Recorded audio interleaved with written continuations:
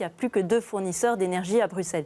Et ça veut dire qu'il y a moins d'offres pour les Bruxellois et qu'ils payent plus cher. Et donc un Bruxellois aujourd'hui, il paye sa facture de gaz et d'électricité en moyenne 220 € de plus qu'en Wallonie, 330 € de plus qu'en Flandre. Et ça, c'est un vrai problème.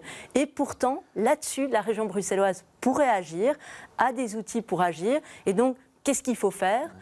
Il faut absolument revoir l'ordonnance gaz et électricité qui aujourd'hui crée une procédure qui est extrêmement stricte et qui en fait favorise les mauvais payeurs plutôt que de protéger les clients précarisés. On estime qu'en pratique il y a 75 000 ménages qui sont en fait des ménages précarisés. Donc c'est environ 25% des ménages bruxellois, c'est énorme.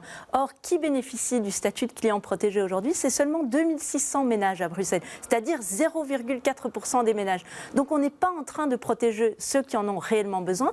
Et en revanche, on les pénalise parce que cette procédure fait qu'ils commencent avec une dette parfois de moins de 200 € et ils terminent après 1 an, parfois 2 ans, avec une dette qui a décuplé et qui peut s'élever à 2000 €. Ce que vous proposez, alors, c'est qu'on ne passe plus devant le juge de paix ? Alors, ce que nous, on propose, c'est qu'il y ait une automaticité pour les clients protégés et qu'on soit plus préventif que curatif. C'est-à-dire que dès qu'un CPAS repère qu'il y a des indices que le client est en difficulté et qui remplit un certain nombre de conditions, il puisse bénéficier du statut de client protégé. Aujourd'hui, c'est trop complexe pour accéder à ce statut et donc il passe entre les mailles du filet et c'est souvent curatif. On agit trop tard quand les dettes sont là.